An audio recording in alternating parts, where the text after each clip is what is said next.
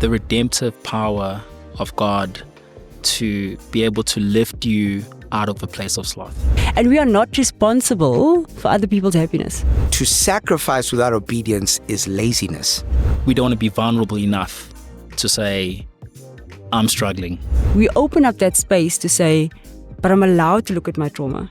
It doesn't define me. Remember, I'm a child of God first before I am whatever else I want to name myself. 2 years before the church plant, it was year 10 of our marriage, the worst. Hey, what's happening, everybody? Welcome to our next installment of our podcast, South African Idols. Today is one of those idols that you are definitely going to believe you don't have a problem with. Because we're talking about sloth. We're talking about laziness. And I thought I needed to get experts in the building on this subject, and no one's laughing. But nonetheless, Candace Lambert is here and Spa's here. And to be honest, guys, the reason I wanted you guys to come through is knowing a little bit about both of your lives. Your work ethic is high. And I think sometimes we can see sloth or laziness as, the picture of it is being at home, in the bed, doing nothing. But I think even, which we'll get to a bit later, even busyness is a form of sloth, is a form of laziness. And I think the reason why this is so important as I think of our context of South Africa is that sloth, laziness doesn't just waste one's life. It actually, according to the Bible, it ruins your life.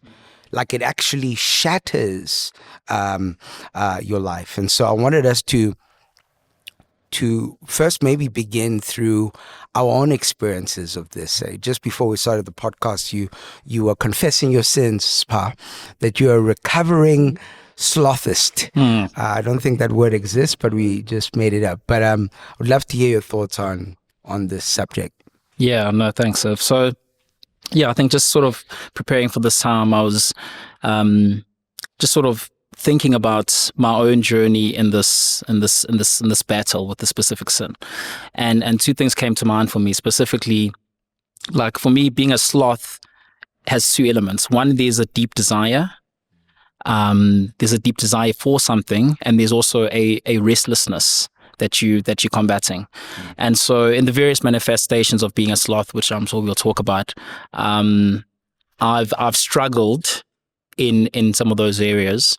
But I've also seen some redemption. So I think it is very close to home for me. The element of being a workaholic or the element of embracing idleness, all of those I think are, for many of us, a very live part of our lives. That's good. One definition of sloth was the avoidance of effort or responsibility.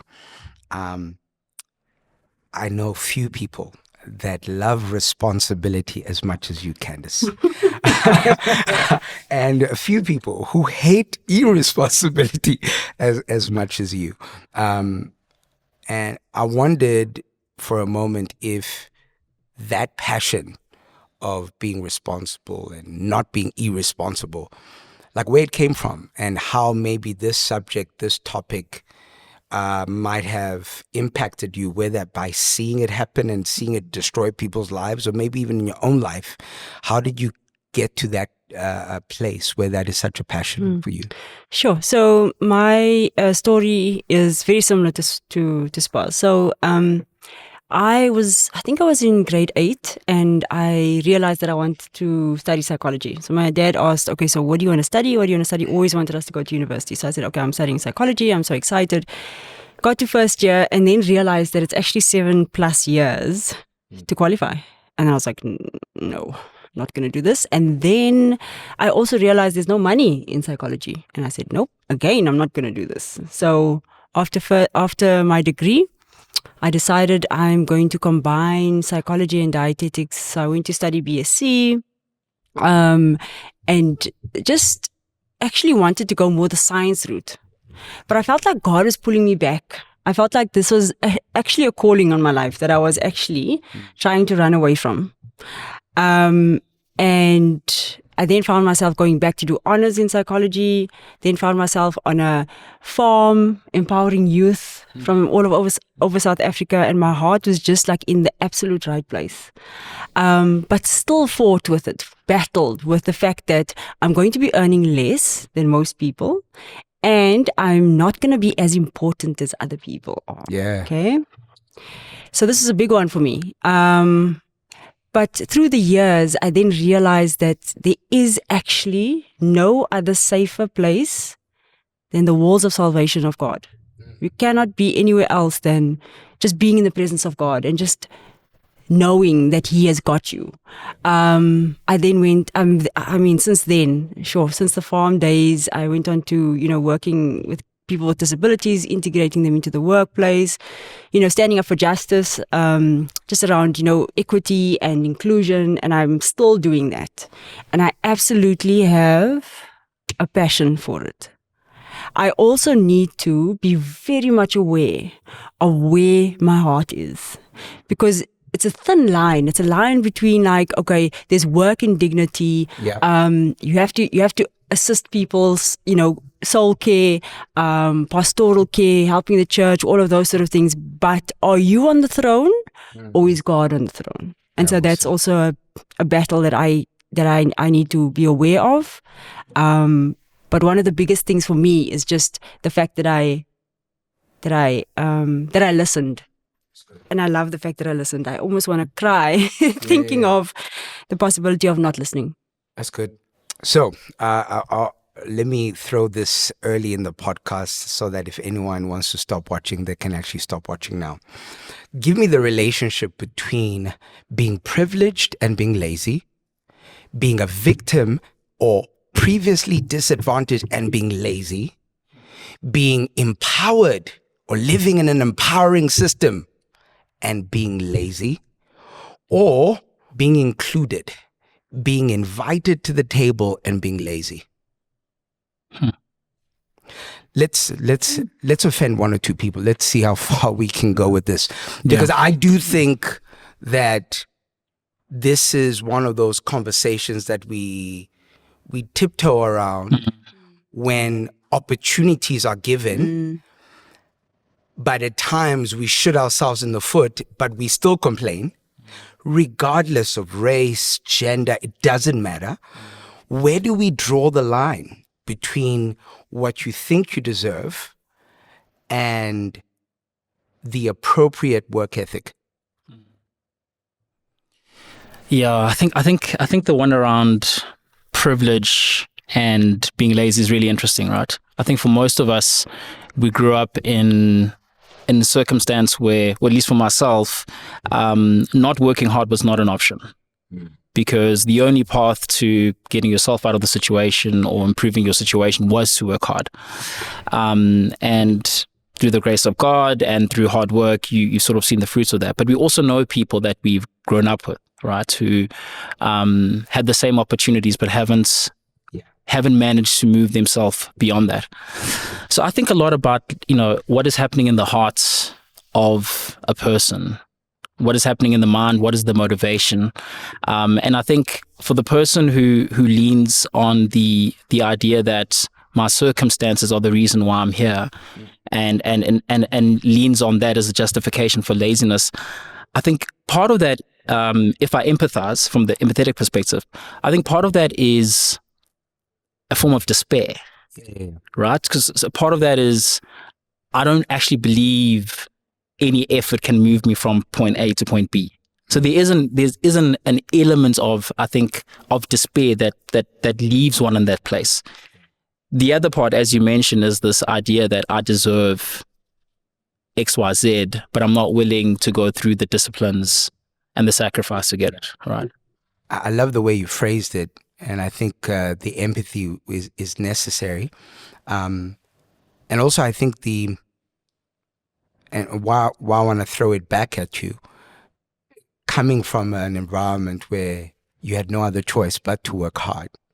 There's also the other pendulum again, where you're so busy and so restless and so, ambition focused that you still avoid doing the hard things because actually you need more money, more this, more security, more safety.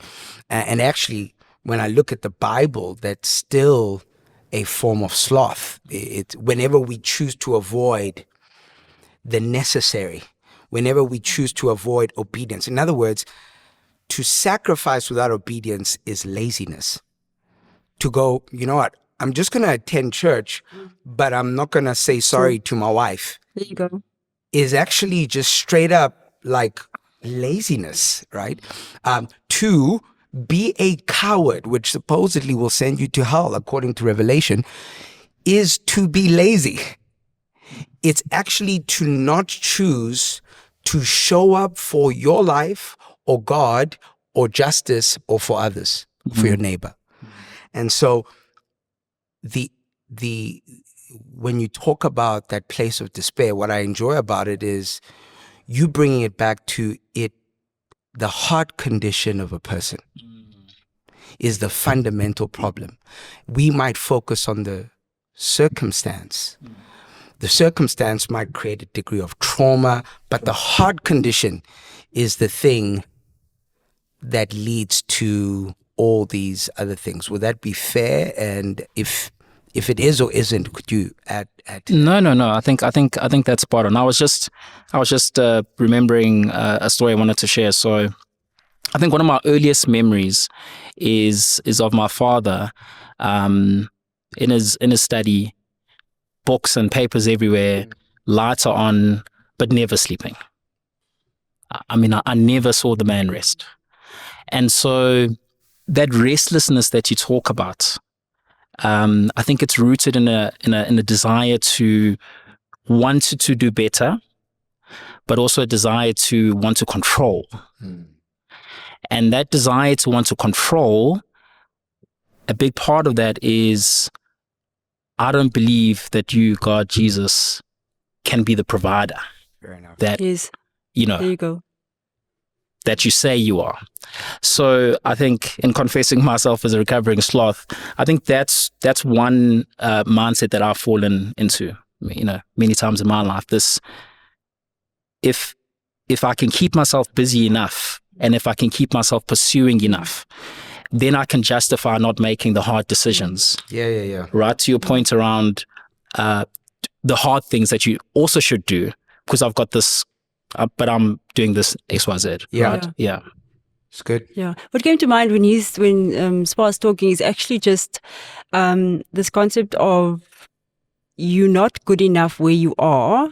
You almost need to prove yourself and your good enoughness. You know what I'm saying? You need to prove to be loved type thing.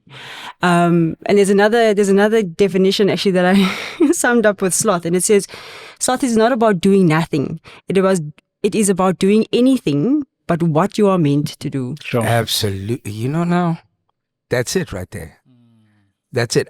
And actually, Proverbs 10 says this, verse 4 and 5. It says, a slack hand causes poverty, but the hand of the diligent makes rich. He who gathers in summer is a prudent son, but he who sleeps in harvest is a son who brings shame. Now, the issue with the Proverbs is there are more probabilities than like prophetic, because we all know people who are not diligent, but they're rich.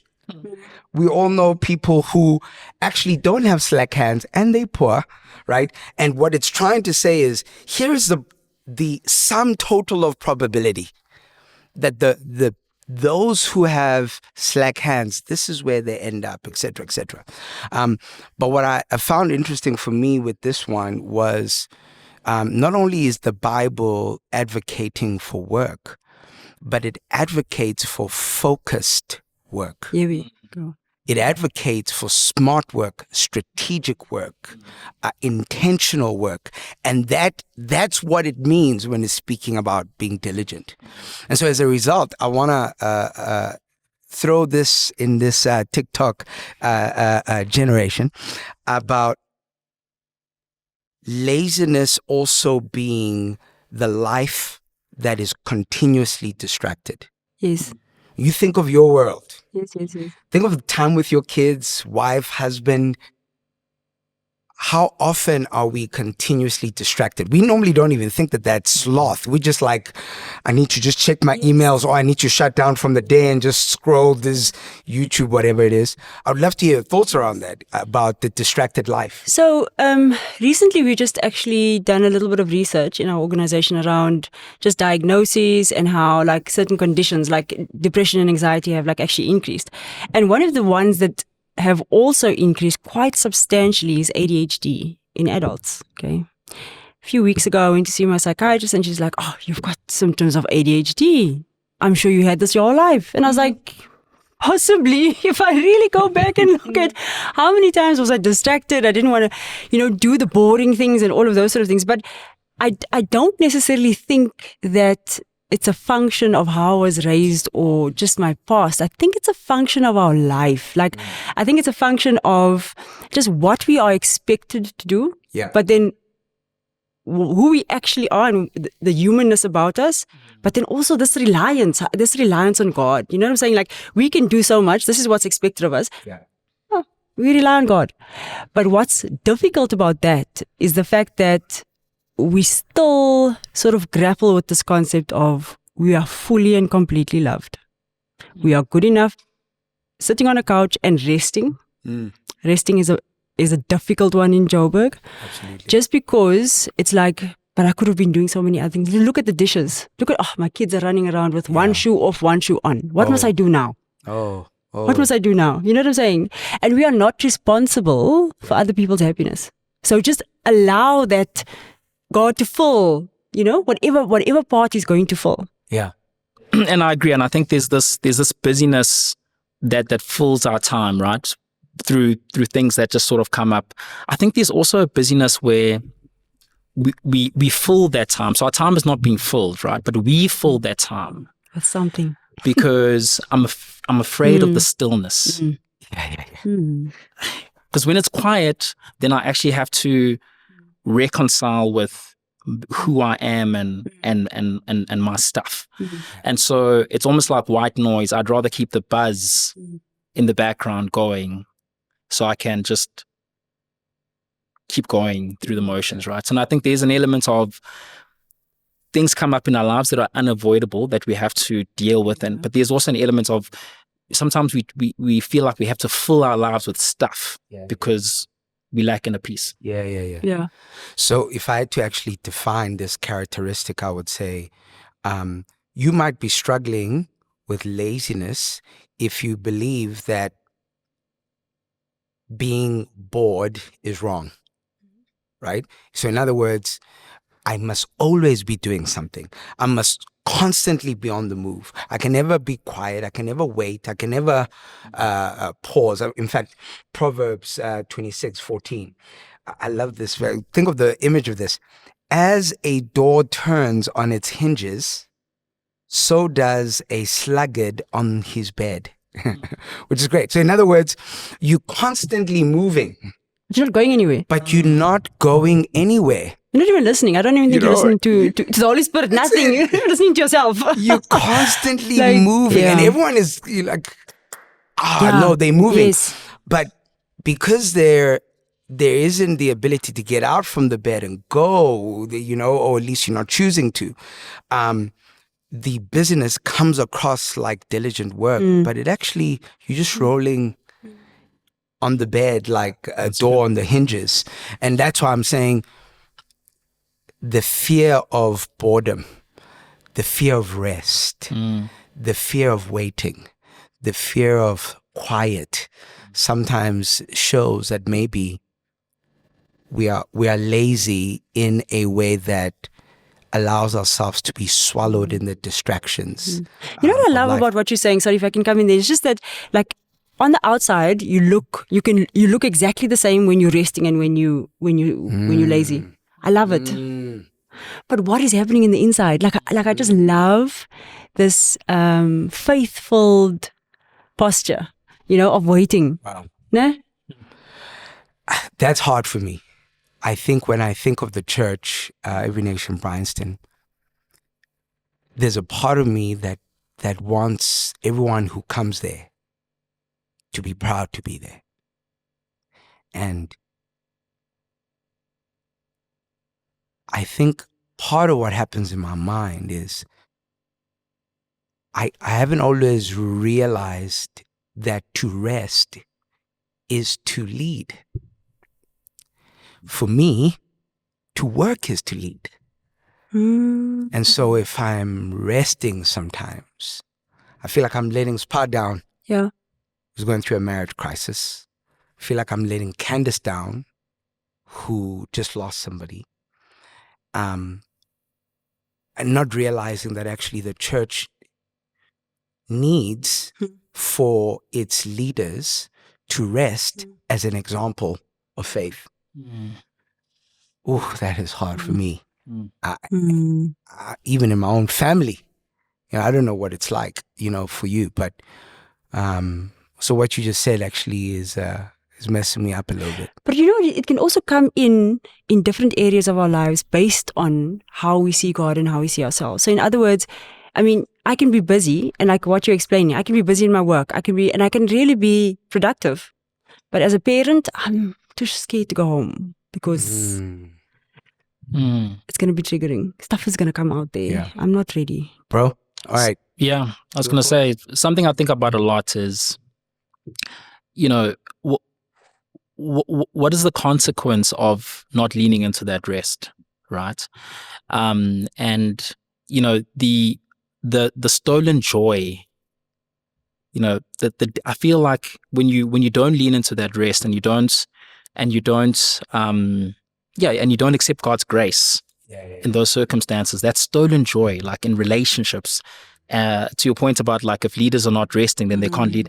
And I think that's something that God really wants to help all of us in, is realizing that actually the cost of slothiness is actually massive.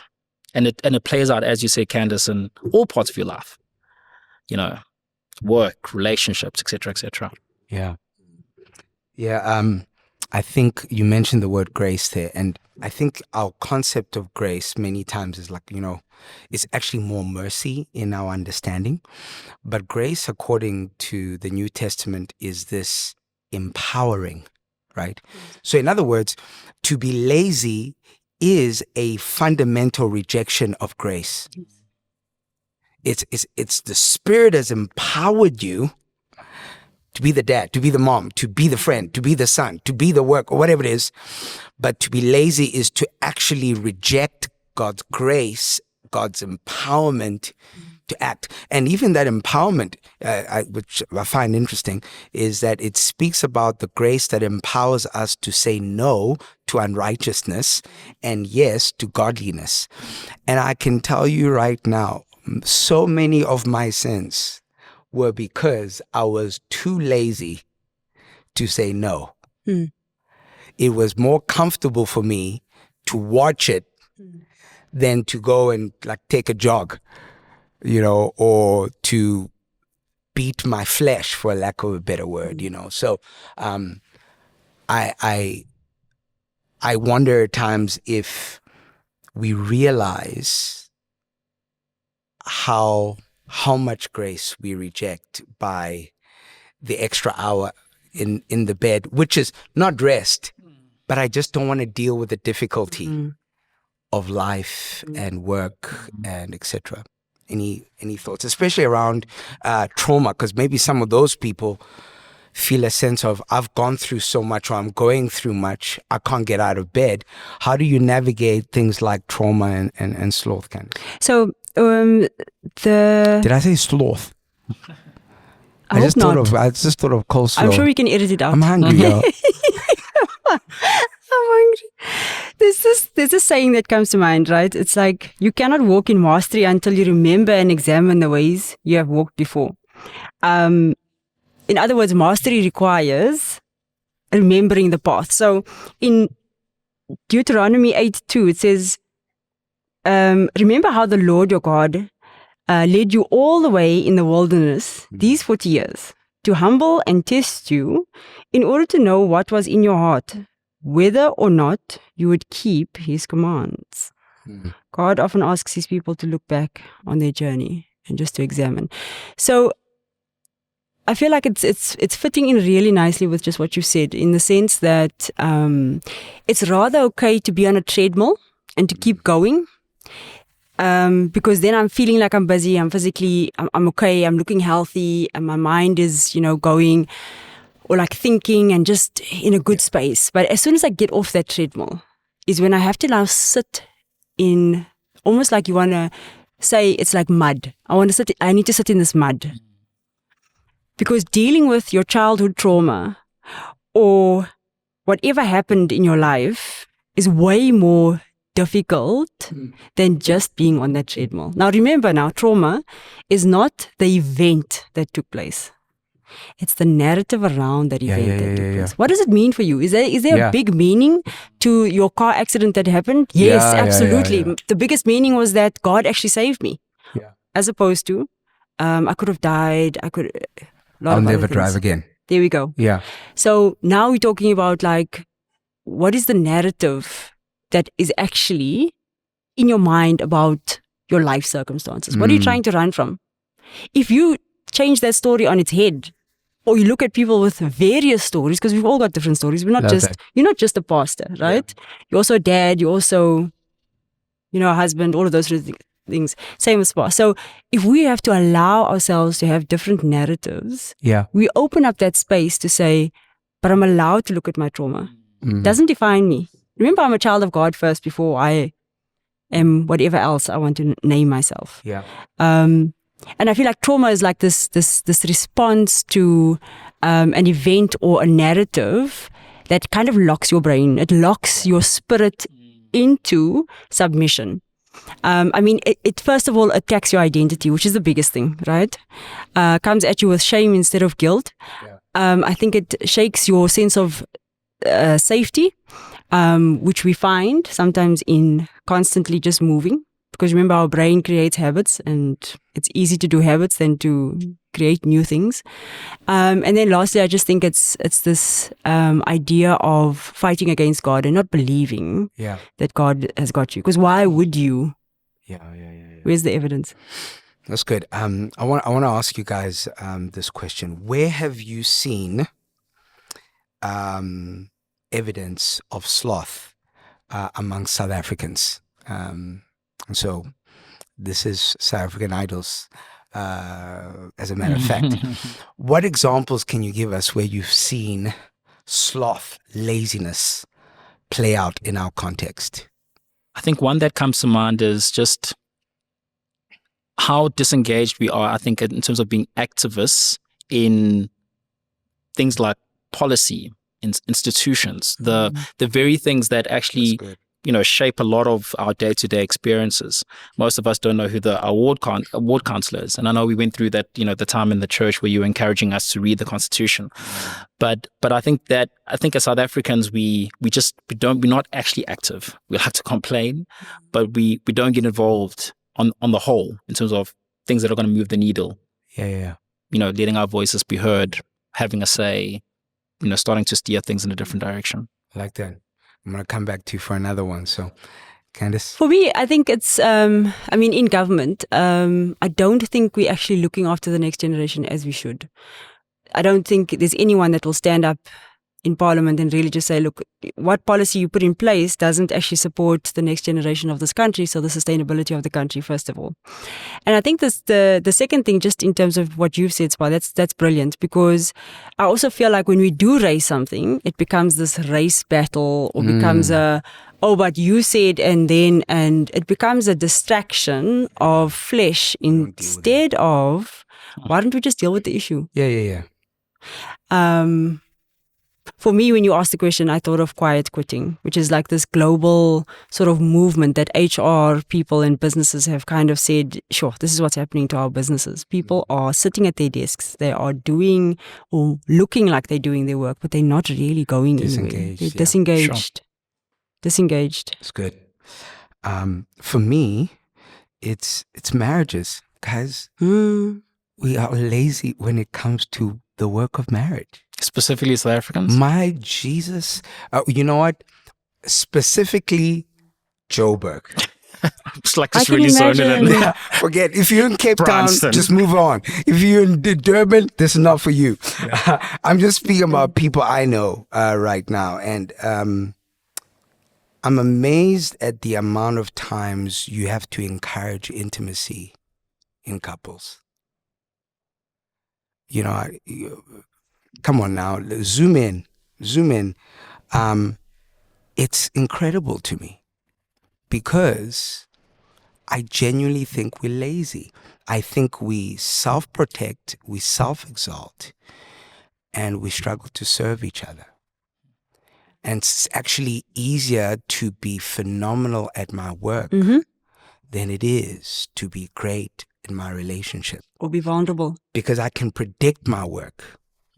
It's an Excel spreadsheet, or it's a, quick songwrite here. But to deal with the constantly changing, talking back, opinionated person who hurts and is hurt, I wouldn't be surprised if you just look at the stats of divorce over the last 10 years in South Africa. Mad. I think it's an area of sloth and laziness. We have the money to invest in our companies. Tell me how many people you know spend the money to invest in their marriages. I think it's the same with raising kids. Oh, don't watch Talking to My Kids. I think it's the same. I think we disengage from relationships where it's hard. We make ourselves responsible for our children's happiness instead of allowing God to be responsible for their happiness. Because at the end of the day, we're only responsible for their safety. Physical, psychological, emotional, and spiritual safety. And here we go, giving them something so they can stop the tantrum, so they can stop the backchatting, so they can stop the sadness or the anger, so that they can have a dopamine hit. And so we don't have to deal with our childhood stuff that's triggering us. Yeah. And I think that's an excellent point, firstly. I think we don't like farming in that context because farming is a long tail. Plant the seeds, water and wait.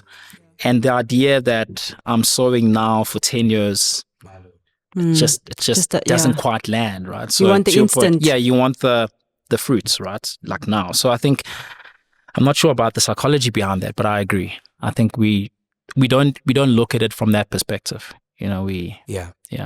So let's make it even a little bit more personal. When you think of your marriages, including my own, where are some areas that you look back and you go, I think I was lazy here? And how did that impact? Either I was lazy here or we were lazy here. And how did that impact your marriage? And second to that, I'm going to ask you about your friendships. The majority of the people watching this are single. And I think I look at my relationships and my friendships, with gents, I see the same thing, playing out. So who wants to take a stab at any of those two? Well, firstly, I want to say that my wife's definitely much better than me. Just for the record, she's the better person. We want to admit all our spouses are better. Yes. No, I think, I think there was a time when I was spending quite a bit of time abroad and, we sort of agreed that like this is the right thing for whatever reasons and we're going to pursue this. But I think I was lazy in taking that freedom of I have this space to put the relationship on standby mode, and put it on ice. And we'll come back to the relationship thing in a couple of years, whatever the story is, and we'll be fine. But actually, it's not. And so you sort of 2 or 3 years later, and you realize that actually things didn't stop; they digressed because there wasn't food. There wasn't food. There was no connection, and the things that you thought you could easily resuscitate actually are hard, right? And those pockets of joy that you had with each other. So I think that was a difficult time for us, and I think the big learning there was just like it's like a baby, right? You can't leave the baby alone and expect it to grow and feed itself. And if you're not always attentive. That's so good. Madame, I'm sure Dion is not as good as you, but let's just No. pretend that. Let's be real. I think for me it was when I was working for a company. It's like I was just on a treadmill. I was just like, everything's going well for me. I'm getting a salary at the end of the month. I don't need to be vulnerable. I can just do whatever. And now, when I've got my own business, I think it's a lot harder to navigate, to ask for something, to be vulnerable, to really just work at that intimacy from that perspective. Because I think it's just like when you've got everything sorted out, you don't need to do anything. You just chill. That's good. Yeah, I think personally, 2 years before the church plant, it was year 10 of our marriage, the worst. I mean, I don't know. We've never had a year that bad. And to be honest, I think it was the sum total of laziness to keep doing the small things. There's something about, I buy you coffee every morning, that when you stop doing it, it's a weird, it's a small thing. Like my wife she desires me every night to say good night. I'm not a good night person. I don't know. I can picture you doing cheers. it. I want to sleep. In fact, she loves to hold, and I'm like, who sleeps with anyone holding them? But it doesn't take much of an effort. It's the laziness and the choice of self that makes one go, she's sleeping anyway. Let me just go ahead and sleep. Versus, hey babe, I'm leaving for work. Kiss goodbye. So for me, those are the things that I'm like, man, this is still an area that I see those small things and being lazy at them. But I need to press on that, because sometimes it's the mundane things that help build. What about your friendships? Started you, Candice? Yeah, I think it's difficult. I'm really close to my sisters and I see them quite often. But then I've also got a really good friend that I haven't seen. I would say it's a year now, and she stays in Boksburg. She's got 4 kids, so that does count. No, but I just feel like the effort. Like again, like going back to this treadmill thing. It's like your brain is a lazy organ, right? So when you get input and it gets enough input of the same thing, it like develops habits. Okay, that's why that scripture is so powerful for me, where it says, the renewing of your mind. And for us to step away from that and actually just to challenge our beliefs, or like, let's just do lunch, or let's just connect, or it's so difficult to kind of like, it feels like a heavy rock moving from one place to the next, but it shouldn't really. It really shouldn't. It should feel like a ballerina jump. It's good. Yeah. Most of my friends are geographically closer to me than they've ever been in my whole life. But we're probably at a friendship level, understanding what's going on in each other's life, the furthest we've ever been. Wow. And I think it's because of 2 things. One, we don't want to do the hard thing of actually asking what's happening in each other's lives. And 2, we don't want to be vulnerable enough to say, I'm struggling. Yeah. Like, Yeah. And I've got a couple of friends who are amazing at that. And I've always had this, like, just this, I'm in awe of people who are able to engage with each other at that level constantly, at a friendship level. Because there's an element of, I don't mind you seeing my nakedness, and no level of nakedness is okay.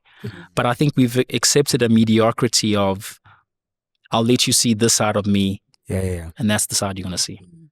Right. And without that, there's no growth. That's tough. Yeah. Bro, bold of you to say that. I hope they watch. You know what I mean? I'm hoping so too. Yeah. Yeah, I think of friendships. I mean, I think for me, it's as simple as just telling people I actually love them. And, you know, you, like a marriage, you assume they know. Yeah. And, you know, guys who, you, as you said, those kind of people that you tell your life to and they tell their life back to you. And I think I need to do a better job in those close relationships at affirming my commitment and my love for them, because I do. But I also I so resonate with what you're saying. And I don't know, maybe I'm taking it the wrong way. I've just gotten to a place where I'm like, you know what? Maybe you're the kind of guy that I meet, you know, in a mall and we'll do coffee together and we hit it. But you're not the kind of guy I'm going to call if I'm in a problem, you know? And maybe that's not the right way to take. But the older I get, at least, the more I'm like, I don't want the shallow stuff. Yeah. I'm not good at shallow. I'm intense all the time. I Me can't. I too. struggle with shallow, you know. So I'm fine. All right, you're fine. You know, bounce. You know, but I think the laziness to go into the depths of our souls and open up, man, we're losing out on so much, friendship wise. But I think that can also be a problem. So for me, like I wouldn't go out.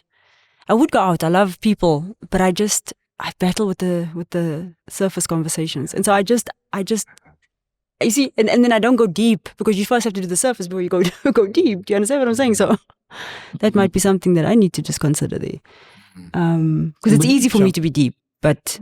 Or like not deep, but like just like meaningful and like rather let's just, are you fine? Are you not fine? What's happening in your life? I'll help you. But I can't do the surface stuff. I get the weather's distracted. great. And what I've come to accept is that actually everybody wants that.